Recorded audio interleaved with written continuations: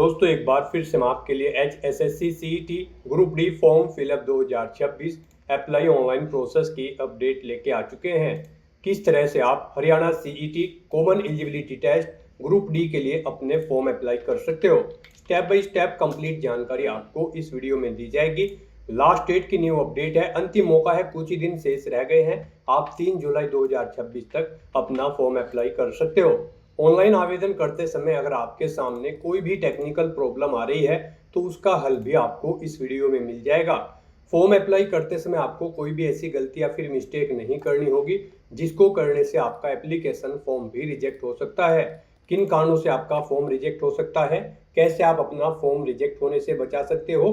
Form apply करते समय आपको कुछ इंपॉर्टेंट इंस्ट्रक्शंस को भी ध्यान में रखना होगा, तभी आपका एप्लीकेशन फॉर्म सक्सेसफुली सबमिट हो पाएगा। फॉर्म अप्लाई करते समय आप अपना रजिस्ट्रेशन किस प्रकार से करोगे, कैसे आपको अपनी पर्सनल डिटेल, क्वालिफिकेशन की डिटेल फिलअप करनी होगी, डॉक्यूमेंट, सिग्नेचर, फोटोग्राफ कैसे और कितने केबी में आप अपलोड करोगे, फीस पेमेंट करते हुए रजिस्ट्रेशन से लेकर प्रिंट तक आप कैसे अपना फॉर्म अप्लाई करोगे। पूरी जानकारी के लिए आपको ये वीडियो शुरू से लेके एंड तक बिना स्किप किए हुए देखनी होगी। इस वीडियो को पूरा देखने पर ही आपके सभी सवाल और डाउट क्लियर होंगे। तो चलिए दोस्तों, बिना कोई वक्त गंवाए शुरू करते हैं HSSC Haryana CET group D form fill up की पूरी जानकारी। फॉर्म भरने से पहले आपको सबसे पहले हमारी वेबसाइट IND सरकारी नौकरी के इस पेज पर विजिट करना होगा, जिसका लिंक आपको नीचे description plus first comment box में मिल जाएगा। और हमारे इस पेज पर विजिट करके आप यहां से HSSC Haryana CET group D का फॉर्म अप्लाई कर सकते हो। हरियाणा स्टाफ सिलेक्शन कमीशन कर्मचारी चयन आयोग HSSC की ओर से 5/2026 का एडवर्टाइजमेंट रिलीज कर दिया है। Common eligibility test CET group D की यहाँ पर ये पोस्ट एग्जाम के नेम है। लास्ट डेट ऑनलाइन आवेदन करने की 3 जुलाई 2026 है। अंतिम मौका है, कुछ ही दिन शेष रह गए हैं। 10वीं पास अप्लाई कर सकते हैं। 18 से 42 वर्ष आयु सीमा है। फीस मेल कैंडिडेट के लिए जनरल या अदर स्टेट के लिए 500 है। हरियाणा रिजर्व कैटेगरी के लिए 250 है। फीमेल कैंडिडेट के लिए general EWS Haryana reserve category के लिए 250 है। यहाँ पर आप देख सकते हो जिनके पास आधार नंबर नहीं है उनको स्टैंडर्ड फीस जमा करनी होगी 1000 रुपये, जो कि आप ऑनलाइन मोड से पेमेंट कर सकते हो। और जिन कैंडिडेट ने ग्रुप C एडवर्टाइजमेंट 1/2025 के लिए अप्लाई किया था उनको फीस जमा नहीं करनी होगी। Common eligibility test CET written exam socio economic criteria और एक्सपीरियंस के आधार पर आपका सिलेक्शन होगा। ऑनलाइन अप्लाई कर सकते हो। हरियाणा जॉब लोकेशन है, ऑल ओवर इंडिया से अप्लाई कर सकते हो। hssc.gov.in इसकी ऑफिशियल वेबसाइट है जिससे आप फॉर्म अप्लाई कर सकते हो। इंपोर्टेंट लिंक सेक्शन के अंतर्गत ऑफिशियल नोटिफिकेशन PDF लिंक पर क्लिक करके आप इसकी PDF डाउनलोड कर सकते हो। सबसे पहले आप यहाँ पर इंपोर्टेंट डेट चेकआउट कर ले। कंप्लीट डेट आपको यहाँ पर दे दी गई है, साथ ही साथ यहाँ पर आपको एलिजिबिलिटी क्राइटेरिया की डिटेल दे दी गई है। इसमें क्वालिफिकेशन आप यहाँ से चेकआउट कर ले। सिलेबस आपको यहाँ पर ग्रुप डी CET के लिए डिटेल में प्रोवाइड करा दिया गया है पैटर्न के साथ में। आप पूरा टॉपिक वाइज सिलेबस चेकआउट कर ले। एज लिमिट की जानकारी, एज रिलैक्सेशन की इंफॉर्मेशन आपको यहाँ पर देखने को मिल जाएगी। फीस पेमेंट की जानकारी, सैलरी की डिटेल भी आप यहाँ से चेकआउट कर ले। कंप्लीट सिलेबस के साथ साथ में आउट अप्लाई का भी प्रोसीजर देखने को मिल जाएगा। फॉर्म अप्लाई करते समय आपको किस प्रकार से अपने डॉक्यूमेंट, सिग्नेचर, फोटोग्राफ और कितने केबी में आपको अपलोड करने होंगे, कंप्लीट क्राइटेरिया आपको इस PDF में देखने को मिल जाएगा। तो आवेदन करने से पहले आपको ये ऑफिशियल नोटिफिकेशन की PDF पूरा पढ़ना अनिवार्य है। इसको पूरा पढ़ने से ही आपके सभी सवाल डाउट क्लियर होंगे। PDF रीड आउट करने के बाद में आपको अप्लाई ऑनलाइन के इस लिंक पर क्लिक करना होगा, तो आपके सामने ऑनलाइन आवेदन करने का ये ऑफिशियल पोर्टल ओपन हो जाएगा। गाइस, यहाँ पर अगर आपने हरियाणा CET ग्रुप C 1/2025 के लिए भी अप्लाई कर रखा है तो आप बिना फीस जमा कराए हुए यहाँ पर लॉगिन करके इस एग्जाम या टेस्ट में पार्टिसिपेट करने के लिए अपने फॉर्म अप्लाई कर सकते हो। उसके लिए आपको यहाँ पर existing user of group C 1/2025 click here to register for group D 5/2026 के स्टेप पर क्लिक करना है। उसके बाद आपके सामने कुछ इस तरह से इंटरफेस ओपन होगा। यहाँ पर आपको अपना मोबाइल नंबर एंटर करना है, अपना पासवर्ड एंटर करना है, ये कैप्चा कोड यहाँ पर आपको एंटर करना है और उसके बाद लॉगिन की स्टेप पर क्लिक करते हुए लॉगिन करके अपना फॉर्म अप्लाई कर लेना है। और गाइज, अगर आपने यहाँ पर HSSC CET ग्रुप D के लिए पहले से अपना रजिस्ट्रेशन कर रखा है तो आपको यहाँ पर existing user for group D 5/2026 के स्टेप पर क्लिक करना है। उसके बाद आपके सामने लॉगिन का यही इंटरफेस ओपन होगा। यहाँ पर आपको अपना मोबाइल नंबर एंटर करना है, अपना पासवर्ड एंटर करना है, ये कैप्चा कोड यहाँ पर एंटर करना है और उसके बाद लॉगिन की स्टेप पर क्लिक करते हुए आपको लॉगिन करके अपना फॉर्म अप्लाई कर लेना है। और अगर आप यहाँ पर ग्रुप डी के इस टेस्ट में पार्टिसिपेट करने के लिए फर्स्ट टाइम अप्लाई करने जा रहे हो या फिर आपने सीईटी ग्रुप सी के लिए भी अप्लाई नहीं किया है, तो फिर आपको यहाँ पर सबसे पहले अपना रजिस्ट्रेशन करना होगा। उसके लिए आपको यहाँ पर new registration for group D 5/2026 के इस टैब पर क्लिक करना है और अपना रजिस्ट्रेशन करते हुए आपको अपना फॉर्म अप्लाई करना है। जैसे ही आप इस टैब पर क्लिक करेंगे आपके सामने यहाँ पर कुछ जनरल इंस्ट्रक्शंस ओपन होंगे। यहाँ पर आपको सभी डिटेल्स प्रोवाइड कर दी गई है। फॉर्म अप्लाई करने से पहले आपको इन्हें केयरफुली रीड आउट कर लेना है। यहाँ पर आपको बता दिया गया है फॉर्म आप कैसे अप्लाई करोगे, क्या क्या चीजें आपके पास यहाँ पर फॉर्म अप्लाई करने से पहले होनी चाहिए, जैसे कि एक वैलिड मोबाइल नंबर, एक वैलिड ईमेल आईडी यहाँ पर आपके पास होनी चाहिए फॉर्म अप्लाई करते हुए। यहाँ पर आपके पास आपकी एजुकेशनल क्वालिफिकेशन के सर्टिफिकेट्स होने चाहिए, फोटो सिग्नेचर होने चाहिए, इनकी यहाँ पर सॉफ्ट कॉपी आपके पास होनी चाहिए। डॉक्यूमेंट्स आपको बता दिए गए हैं कौन कौन से डॉक्यूमेंट्स की यहाँ पर आपको रिक्वायरमेंट रहेगी फॉर्म अप्लाई करते हुए। आपको सभी ये general instructions carefully read out कर लेने हैं। उसके बाद आपको इस पेज को नीचे स्क्रॉल करना है और फिर आपको डिक्लेरेशन सेक्शन में आने के बाद इस चेकबॉक्स को ओके करना है और उसके बाद फिर आपको यहाँ पर accept and proceed to register के इस टैब पर क्लिक करना है। फिर आपके सामने यहाँ पर रजिस्ट्रेशन का फॉर्म ओपन हो जाएगा। अब यहाँ पर आपको अपनी बेसिक इन्फॉर्मेशन देते हुए अपना रजिस्ट्रेशन करना है। सबसे पहले यहाँ पर आपको अपना 10 डिजिट का एक वैलिड मोबाइल नंबर यहाँ पर एंटर करना है। उसके बाद आपको गेट ओटीपी के इस ऑप्शन पर क्लिक करना है। फिर आपके मोबाइल नंबर पर एक ओटीपी आएगा, वो ओटीपी आपको यहाँ पर एंटर करते हुए अपना मोबाइल नंबर वेरीफाई कर लेना है। फिर यहाँ पर आप अपना ईमेल एड्रेस एंटर करेंगे, उसके बाद उसे एक बार फिर से री एंटर करेंगे और फिर आप गेट ओटीपी के इस ऑप्शन पर क्लिक करेंगे। फिर आपकी ईमेल आईडी पर भी एक ओटीपी आएगा, वो ओटीपी आपको यहाँ पर एंटर करते हुए अपनी ईमेल आईडी भी आपको वेरीफाई कर लेनी है। फिर गाइस यहाँ पर आपको अपना पासवर्ड क्रिएट करना है। यहाँ पर आप अपना पासवर्ड एंटर करेंगे। आपका पासवर्ड यहाँ पर अल्फा न्यूमेरिक फॉर्मेट में होना चाहिए और यहाँ पर आपका पासवर्ड कम से कम 8 कैरेक्टर का होना चाहिए। अल्फा न्यूमेरिक फॉर्मेट का मीन्स यहाँ पर आपके पासवर्ड में कम से कम एक अपर केस कैरेक्टर होना चाहिए, एक लोअर केस कैरेक्टर, एक इंटीजर नंबर और एक स्पेशल कैरेक्टर जैसे कि @ हैश या फिर डॉलर होना चाहिए। तो इस फॉर्मेट में यहाँ पर आपको अपना पासवर्ड एंटर करना है। वही पासवर्ड आपको री एंटर योर पासवर्ड फील्ड में एंटर करना है। उसके बाद आपको ये कैप्चा कोड यहाँ पर एंटर करना है और फिर गाइस आपको रजिस्टर एंड प्रोसीड के इस ऑप्शन पर क्लिक करना है। इस तरह से यहाँ पर आपका रजिस्ट्रेशन सक्सेसफुली कंप्लीट हो जाएगा। गाइड यहाँ पर अब आपको अपना वन टाइम रजिस्ट्रेशन का फॉर्म फिल करना है। यहाँ पर अब आपको सबसे पहले अपनी पर्सनल इन्फॉर्मेशन प्रोवाइड करनी है। यहाँ पर आप जो भी डॉक्यूमेंट अपलोड करेंगे, जो भी आपके सपोर्टेड या फिर रिक्वायर्ड डॉक्यूमेंट होंगे, वो जेपीजी, जेपीईजी, पीडीएफ फॉर्मेट में होने चाहिए और उनका साइज 20 KB से 200 KB के बीच में होना चाहिए। तो यहाँ पर आपको पर्सनल डिटेल में सबसे पहले पूछा गया है कि क्या आपने यहाँ पर सीटी 1/2022 या फिर 2023 के लिए भी पार्टिसिपेट किया था। अगर किया था तो आप येस करेंगे और यहाँ पर अपना रजिस्ट्रेशन नंबर आप एंटर करेंगे और फिर यहाँ पर आप अपनी डेट ऑफ बर्थ सेलेक्ट करेंगे और अगर नहीं किया था तो आप सिंपली नो ऑप्शन सेलेक्ट कर लेंगे। उसके बाद यहाँ पर आपको अपना फुल नेम एंटर करना है अपनी 10वीं की मार्कशीट के अकॉर्डिंग। फिर यहाँ पर आपको अपनी डेट ऑफ बर्थ सेलेक्ट करनी है अपनी 10वीं की मार्कशीट के अकॉर्डिंग। फिर उसके बाद आपको अपने फादर का नाम यहाँ पर एंटर करना है, अपनी मदर का नाम एंटर करना है। उसके बाद आपसे पूछा गया है कि क्या आपके पास आधार है। अगर है तो आप येस करेंगे और फिर यहाँ पर आप अपना आधार नंबर एंटर करेंगे, उसे एक बार फिर से एंटर करके कंफर्म कर लेंगे और फिर गाइड यहाँ पर आप अपना आधार अपलोड कर देंगे। आप चूज फाइल के ऑप्शन पर क्लिक करेंगे, फाइल को सिलेक्ट कर लेंगे और अपना आधार फ्रंट और बैक साइड दोनों तरफ से यहाँ पर आप अपलोड कर देंगे। यहाँ पर हम आपको ऑलरेडी बता चुके हैं जो भी डॉक्यूमेंट आप अपलोड करेंगे वो जेपीजी, जेपीईजी या फिर पीडीएफ फॉर्मेट में होना चाहिए। 20 KB से 200 KB के बीच में उसका साइज होना चाहिए। और अगर आपके पास आधार नंबर नहीं है तो आप सिंपली यहाँ पर नो ऑप्शन सेलेक्ट करेंगे और फिर यहाँ पर आपको बताना होगा कि इनमें आपके पास परिवार पहचान पत्र है या फिर ड्राइविंग लाइसेंस है या फिर पैन कार्ड या फिर वोटर ID या फिर पासपोर्ट या फिर बर्थ सर्टिफिकेट या फिर राशन कार्ड, इनमें से जो भी आपके पास है वो आप यहाँ पर सेलेक्ट करें और उसकी डिटेल दे, जैसे कि उसका नंबर आपको देना होगा और फिर आपको अपना वो यहाँ पर आईडी अपलोड कर देना होगा। चूज फाइल के ऑप्शन पर क्लिक करते हुए फाइल को सिलेक्ट करते हुए। और गाइज अगर आपके पास आधार नहीं होगा फिर तो यहाँ पर आपको 1000 रुपये यहाँ पर स्टैंडर्ड फीस के रूप में देने होंगे। तो बेटर रहेगा कि आपके पास आधार नंबर हो, आप यहाँ पर येस ऑप्शन सेलेक्ट करें और अपनी आधार की डिटेल यहाँ पर प्रोवाइड कर दें। फिर यहाँ पर आपसे पूछा गया कि क्या आप जुड़वा भाई बहन हैं और आपने सीईटी ग्रुप सी 2025 के लिए भी अप्लाई किया था और आप सीईटी ग्रुप डी के 2026 के लिए भी अप्लाई करने जा रहे हैं। अगर हैं तो आप यस करेंगे। तो फिर यहाँ पर आपको एक फॉर्मेट दिया गया है, एक फॉर्म दिया गया है, आपको इसे फिल करके यहाँ पर अपलोड करना होगा। यहाँ पर आपको ऑफिशियल नोटिफिकेशन में पेज नंबर 23 पर आपको ये फॉर्म दिया गया है।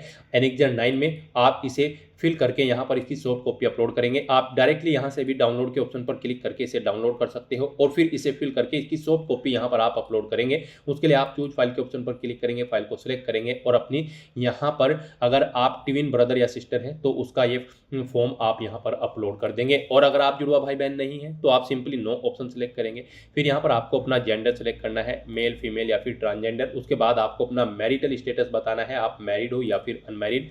फिर आपकी बॉडी पर कहीं कोई कट या तिल का निशान है तो उस पैलेस का नाम यहाँ पर आपको देना है। 2 पैलेस के नाम आपको देने हैं, नहीं है तो आप नो मार्क एंटर कर देंगे। इस तरह से अपनी पर्सनल डिटेल प्रोवाइड करने के बाद गाइज फिर आपको इस चेकबॉक्स को ओके करना है और उसके बाद फिर आपको सेव एंड नेक्स्ट के इस ऑप्शन पर क्लिक करना है। फिर यहाँ पर आपको अपने एड्रेस की इन्फॉर्मेशन देनी है। सबसे पहले यहाँ पर आप अपना कोरोस्पोंडेंस एड्रेस एंटर करेंगे। इसमें आपको सबसे पहले अपना स्टेट सेलेक्ट करना है, उसके बाद आपको अपना डिस्ट्रिक्ट सेलेक्ट कर लेना है। फिर आपको बताना है आप रूरल एरिया से है या फिर अर्बन एरिया से।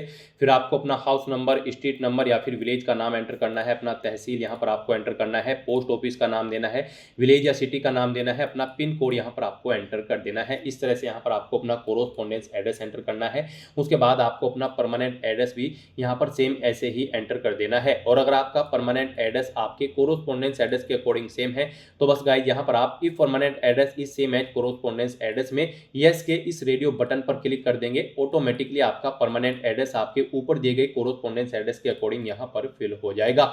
इस तरह से अपने एड्रेस की डिटेल प्रोवाइड करने के बाद फिर आपको यहाँ पर सेव एंड नेक्स्ट के इस ऑप्शन पर क्लिक करना है।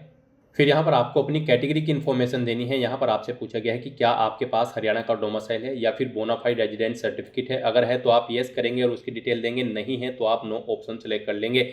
मान लीजिए आप हरियाणा से बिलोंग करते हैं तो आप येस करेंगे। उसके बाद यहाँ पर आपको अपना डोमिसाइल सर्टिफिकेट नंबर एंटर करना होगा, किस डेट को वो इशू हुआ है वो डेट यहाँ पर आपको सिलेक्ट कर लेनी होगी, किस अथॉरिटी ने आपको इशू कराया है जैसे कि पटवारी, तहसीलदार या फिर कानूनगो या फिर सिटी मजिस्ट्रेट, उस अथॉरिटी की डेजिग्नेशन यहाँ पर आपको देनी होगी। फिर यहाँ पर आपको अपना डोमिसाइल या फिर बोनाफाइड रेजिडेंट सर्टिफिकेट अपलोड करना होगा। आपको चूज फाइल के ऑप्शन पर क्लिक करना है, फाइल को सिलेक्ट कर लेना है और अपना डोमिसाइल या फिर बोनाफाइड रेजिडेंट सर्टिफिकेट यहाँ पर आपको अपलोड करना है। ये आपका यहाँ पर जेपीजी या फिर पीडीएफ फॉर्मेट में होना चाहिए। 20 KB से 200 KB के बीच में यहाँ पर आपकी फाइल का साइज होना चाहिए। फिर यहाँ पर आपको अपनी कैटेगरी सिलेक्ट करनी है, आप जिस कैटेगरी से बिलोंग करते हैं। फिर आपसे पूछा गया है कि क्या आप यहाँ पर प्रेजेंट में कार्यरत है, एड होक या फिर कॉन्ट्रैक्ट बेस या फिर वर्क चार्ज या फिर डेली वेजेस पर। अगर हैं तो आप यस करेंगे और फिर यहाँ पर अपनी वर्क की डिटेल देंगे, जैसे कि यहाँ पर आपको इश्यूइंग अथॉरिटी देनी है। फिर यहाँ पर आपको पोस्ट का नाम देना है, किस पोस्ट पर आप कार्यरत है, किस डेट से किस डेट तक आप कार्यरत थे वो डेट आप देंगे। टोटल एक्सपीरियंस यहाँ पर आपका इन डेट्स के अकॉर्डिंग कैलकुलेट करके आपको शो कर दिया जाएगा। फिर आपको अपना एक्सपीरियंस सर्टिफिकेट यहाँ पर अपलोड कर देना होगा। और अगर आप प्रेजेंट में कार्यरत नहीं है तो आप सिंपली नो ऑप्शन सेलेक्ट कर लेंगे। फिर आपसे पूछा गया कि क्या आप ई एक सर्विसमैन है या फिर आपकी फैमिली का कोई मेंबर ई एक सर्विसमैन है। अगर है तो आप यस करेंगे और उसकी डिटेल यहाँ पर आप प्रोवाइड करेंगे। यहाँ पर आपसे पूछा गया है कि क्या आप ऑलरेडी अवेल बेनिफिट्स लेना चाहते हैं ई एक सर्विसमैन या फैमिली मेंबर ऑफ ई एक सर्विसमैन के। अगर चाहते हैं तो यस करेंगे, फिर इस चेकबॉक्स को ओके करेंगे और फिर अब सब कैटेगरी सेलेक्ट करेंगे। यहाँ पर आप किस कैटेगरी के अंतर्गत सर्विसमैन थे, डेट ऑफ अपॉइंटमेंट यहाँ पर आप देंगे। और अगर आप यहाँ पर ये बेनिफिट्स नहीं लेना चाहते हैं तो आप सिंपली नो ऑप्शन सेलेक्ट करेंगे और फिर यहाँ पर आप अपनी सब कैटेगरी सेलेक्ट करेंगे। अपॉइंटमेंट की डेट आप सेलेक्ट करेंगे, किस डेट को आपने जॉब छोड़ी है वो डेट आप सेलेक्ट करेंगे। जॉब छोड़ने का कारण यहाँ पर आप देंगे, अपना सर्टिफिकेट देंगे या फिर डिस्चार्ज बुक नंबर यहाँ पर आप देंगे, किसने आपको ये सर्टिफिकेट इशू कराया है उस अथॉरिटी का नाम यहाँ पर आप देंगे। तो इस तरह से यहाँ पर आपको ये डिटेल देनी होगी अगर आप ई एक सर्विसमैन है या आपके कोई फैमिली का मेंबर ई एक सर्विसमैन है। और अगर नहीं है तो आप सिंपली यहाँ पर नो ऑप्शन सेलेक्ट कर लेंगे। उसके बाद आपसे पूछा गया है कि क्या आप फ्रीडम फाइटर कैंडिडेट हैं। अगर हैं तो आप यस करेंगे और फिर उसकी डिटेल देंगे, जैसे कि सर्टिफिकेट नंबर देना होगा फ्रीडम फाइटर सर्टिफिकेट का। यहाँ पर आपको कब वो इशू हुआ है वो डेट आपको सेलेक्ट करनी होगी, किस अथॉरिटी ने आपको इशू कराया है उसका नाम देना होगा और फिर अपना फ्रीडम फाइटर का सर्टिफिकेट भी यहाँ पर आपको अपलोड करना होगा, डिपेंडेंट फ्रीडम फाइटर का। इस तरह से आपको डिटेल देनी होगी। और अगर आप डिपेंडेंट फ्रीडम फाइटर नहीं है तो आप सिंपली नो ऑप्शन सेलेक्ट कर लेंगे। उसके बाद आपसे पूछा गया कि क्या आप PWD person with benchmark disability candidate है। अगर हैं तो आप यस करेंगे और फिर यहाँ पर अपनी डिसेबिलिटी की डिटेल देंगे, जैसे कि डिसेबिलिटी का टाइप आप सेलेक्ट करेंगे, यहाँ पर उसकी परसेंटेज एंटर करेंगे, सर्टिफिकेट नंबर देंगे, अपना सर्टिफिकेट यहाँ पर आपको इशू अपलोड करना होगा, किस डेट को वो इशू हुआ है वो बताना होगा। आपको यहाँ पर स्क्राइब की जरूरत पड़ेगी या फिर नहीं एग्जाम में, इसकी डिटेल आपको देनी होगी। इस तरह से यहाँ पर आपको अपनी डिसेबिलिटी की डिटेल देनी है। अगर आप PWD कैटेगरी कैंडिडेट हैं और अगर नहीं है तो आप सिंपली नो ऑप्शन सेलेक्ट कर लेंगे। उसके बाद आपसे पूछा गया है कि क्या आप एलिजिबल स्पोर्ट पर्सन हैं, अगर हैं तो आप यस करेंगे। अपने सर्टिफिकेट का नंबर देंगे, किस डेट को वो इशू हुआ है वो डेट आप देंगे। यहाँ पर अथॉरिटी का नाम देंगे जिसने आपको इशू कराया है यहाँ पर। उसके बाद आपको बताना होगा किस ग्रेड के आप खिलाड़ी हैं। फिर आपको अपना स्पोर्ट्स सर्टिफिकेट यहाँ पर अपलोड कर देना होगा चूज फाइल के ऑप्शन पर क्लिक करते हुए, फाइल को सिलेक्ट करते हुए। और अगर आप स्पोर्ट पर्सन नहीं है तो आप सिंपली नो ऑप्शन सेलेक्ट करेंगे। फिर यहाँ पर आपसे पूछा गया कि आपके अगेंस्ट कोई क्रिमिनल केस यहाँ पर फिल तो नहीं है, अगर है तो आप बताएं आपके खिलाफ कंप्लेंट फिल हुई है या फिर FIR। अगर इनमें से कोई भी है तो आप उनकी डिटेल देंगे, नहीं है तो आप नो ऑप्शन सेलेक्ट कर लेंगे। इस तरह से अपनी डिटेल्स प्रोवाइड करने के बाद फिर आपको सेव एंड नेक्स्ट के इस ऑप्शन पर क्लिक करना है। नेक्स्ट यहाँ पर आपको अपनी एजुकेशनल क्वालिफिकेशन की डिटेल प्रोवाइड करनी है। गाइस यहाँ पर हरियाणा CET ग्रुप D के इस टेस्ट में पार्टिसिपेट करने के लिए आपका कम से कम 10वीं क्लास पास आउट होना जरूरी है और आपके पास हिंदी या संस्कृत एक सब्जेक्ट के तौर पर होना अनिवार्य है। और अगर आप 10वीं क्लास इसी साल कर रहे हैं तो भी आप एलिजिबल हैं, अप्लाई कर सकते हैं। तो यहाँ पर आपको बताना है कि आप यहाँ पर इनमें से क्या चीज़ कर रहे हैं। यहाँ पर अगर आप 10वीं क्लास कंप्लीट कर चुके हो तो आप यहाँ पर फर्स्ट ऑप्शन पर क्लिक करेंगे इस रेडियो बटन पर और आप अपनी 10वीं क्लास की डिटेल देंगे। और अगर आप इसी साल कर रहे हैं तो आप इस सेकंड ऑप्शन पर क्लिक करेंगे। और अगर आपके पास कोई हायर एजुकेशनल क्वालिफिकेशन है, आपने उसे कंप्लीट कर ली है, तो आप यहाँ पर ये थर्ड ऑप्शन सेलेक्ट करेंगे। और अगर आप हायर क्वालिफिकेशन कर रहे हैं और आपके पास हिंदी एक सब्जेक्ट के तौर पर है तो यहाँ पर आप फोर्थ रेडियो बटन पर क्लिक करेंगे और अपनी क्वालिफिकेशन की डिटेल प्रोवाइड कराएंगे। मान लीजिए आपने 10वीं क्लास कंप्लीट की है और आपके पास हिंदी या संस्कृत एक सब्जेक्ट के तौर पर है तो आप फर्स्ट ऑप्शन सेलेक्ट करेंगे और यहाँ पर अपनी 10वीं क्लास की डिटेल प्रोवाइड कराएंगे। यहाँ पर सबसे पहले आपको बताना है बोर्ड का नाम, किस बोर्ड से यहाँ पर आपने अपनी 10वीं क्लास पास आउट की है, किस स्ट्रीम में आपके पास पास आउट की है, आपके पास हिंदी थी या फिर संस्कृत। 10वीं में आप अपने अकॉर्डिंग ऑप्शन सेलेक्ट करेंगे। पासिंग ईयर यहाँ पर आप सेलेक्ट करेंगे। उसके बाद आपको अपनी 10वीं का रोल नंबर यहाँ पर एंटर करना है।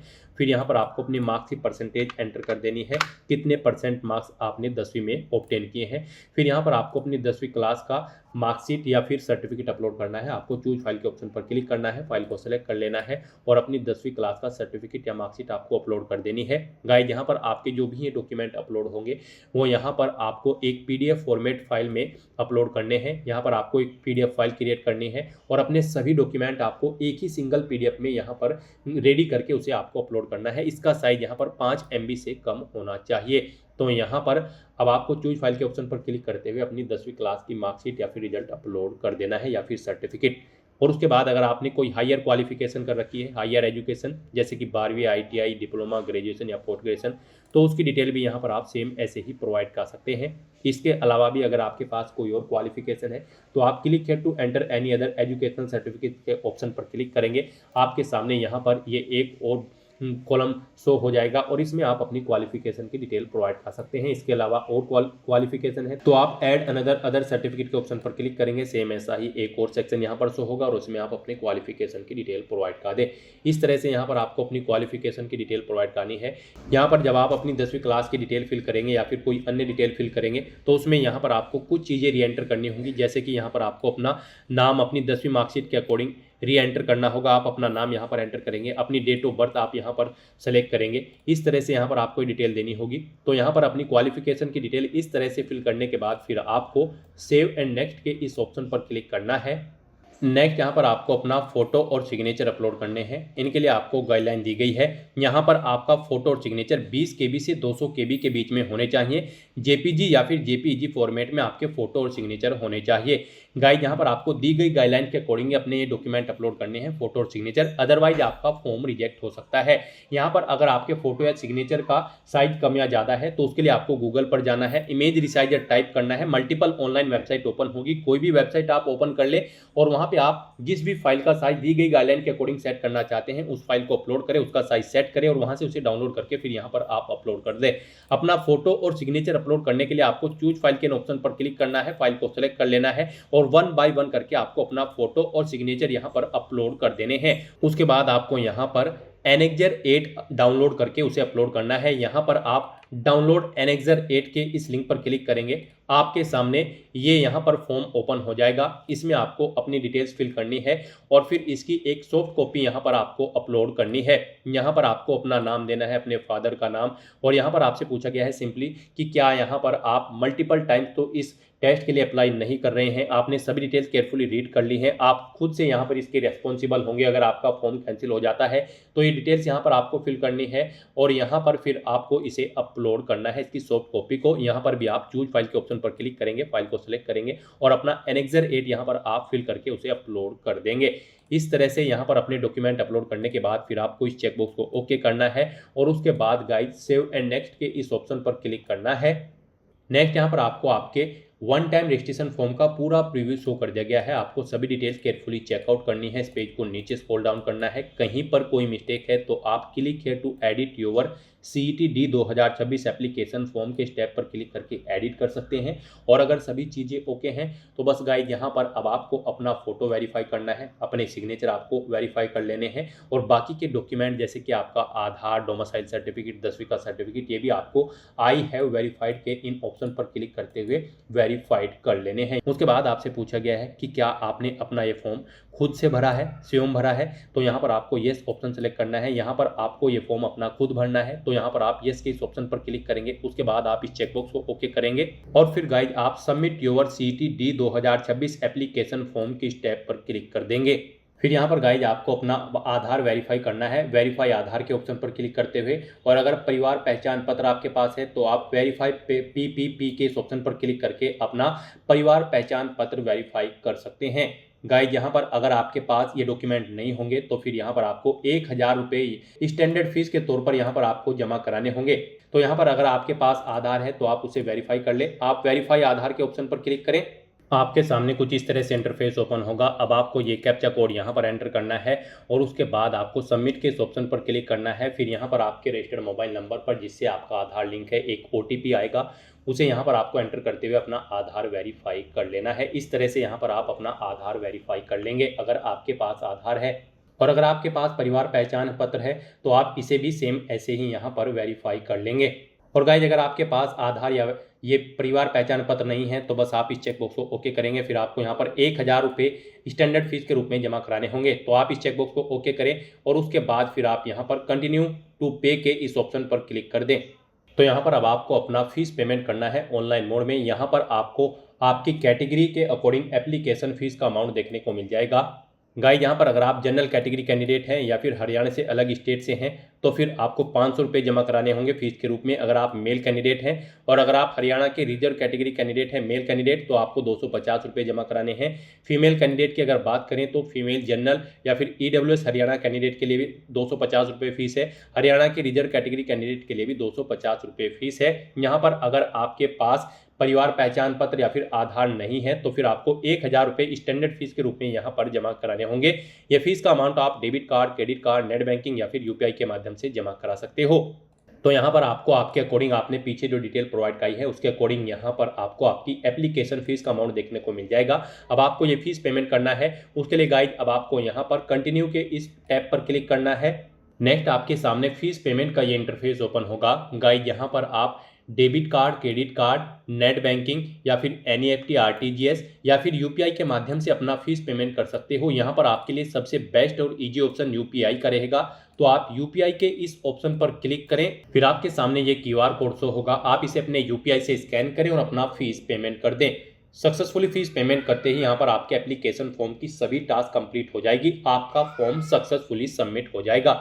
फिर आपको अपने एप्लीकेशन फॉर्म का एक हार्ड कॉपी या फिर सॉफ्ट कॉपी प्रिंट आउट ले लेना है फ्यूचर यूज के लिए, फ्यूचर रेफरेंस के लिए।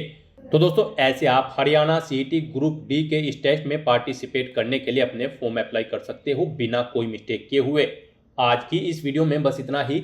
आई होप ये वीडियो आपको पसंद आई होगी। अगर पसंद आई हो तो इसे लाइक और शेयर करें, चैनल पर नए हो तो इसे सब्सक्राइब कर लें। Thanks for watching.